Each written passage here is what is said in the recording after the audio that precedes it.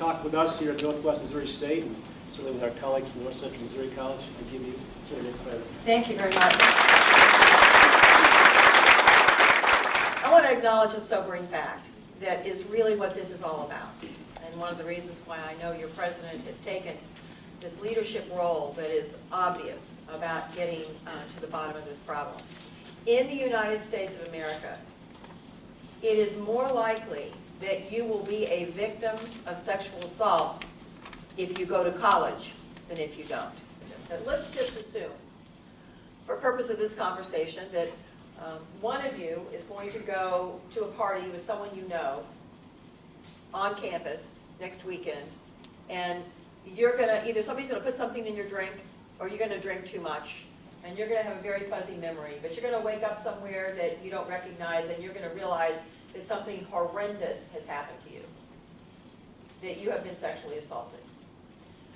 Shout out to me, or raise your hand if at that moment, if this were you, do you know a place you can call 24/7, or a place you can go 24/7 to get confidential access to services and information?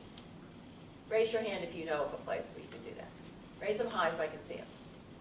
Okay, so we've got a few hands. Not everyone, but a few. At that moment, when there is a victim, they have to have information. And it has to be good information.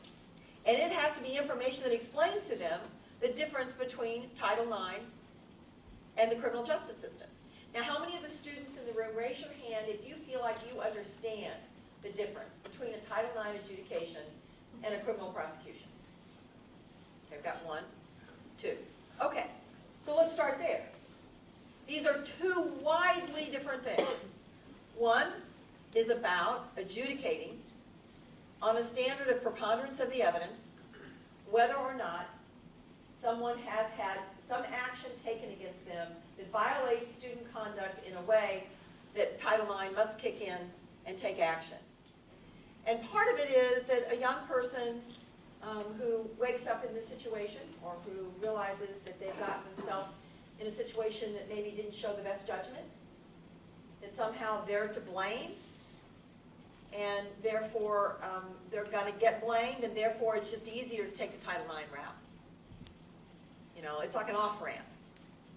Well, you know, it's more private. You know, they're going to do something with him. It's kind of like justice, and I just want to get it behind me. Not realizing that a very, very small percentage of these offenders will do it one time. Maybe never even knowing that that offender that did this to you, you may find out 2 years, 4 years, 6 years later that he went on to do it to 2 or 3 or 4 more women. And how you will feel at that moment that you didn't step forward and stop this predator at a point in time that it was within your power to try to do so. So all of this information is the kind of stuff that students need to know and understand. And this is all the kind of information that frankly has not really occurred. I mean, it has been amazing to me how many campuses I have learned where they don't even have a strong working relationship between the prosecutor's office, the university police, and the local police. And I think the one thing I want to say to all the young people that are here, all the students, I'm very proud of you for being here. I'm proud of you for being part of this conversation. The real hope I have is that your generation is the bold and brave one that steps out and says, there is nothing to be ashamed of if you have been victimized. You don't have to have perfect judgment.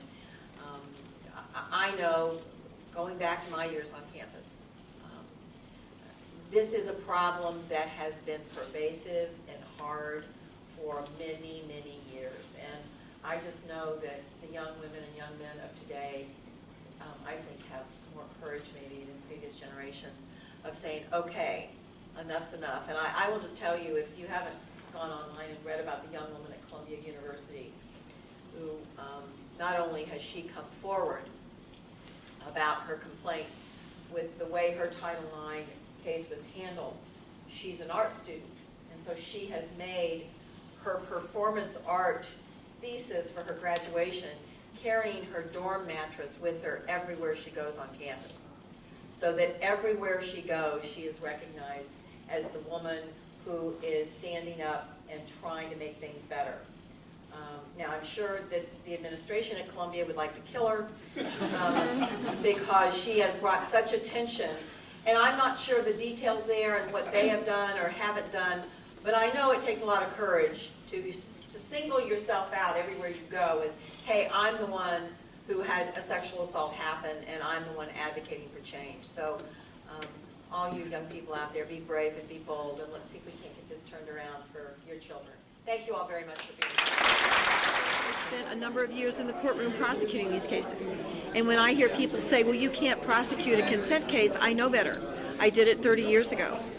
Repeatedly, you can prosecute cases where there's a disagreement as to whether or not someone has given consent.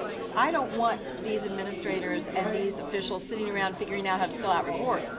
I want them figuring out how to communicate to these students about where they go for a physical examination if they've been sexually assaulted, where they go to get support services. So I think it's always good to be reminded when in spending time where you need to be spending time with the people who are going to work with these laws to make sure they're practical and reasonable. And I've gotten some suggestions that I think will result in some tweaks that will make this law more manageable for universities but still accomplish the purpose that we want to accomplish. I think a big thing is that it clarified a lot of questions that I personally had.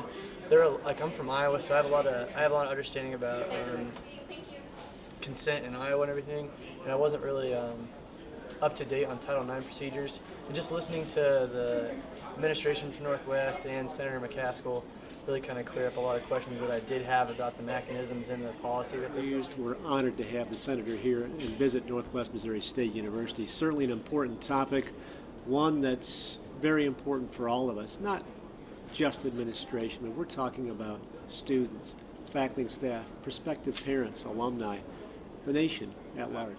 I really appreciate that she's coming forward and asking our opinion as practitioners who are dealing with this day in and day out. I think that's the real value we have.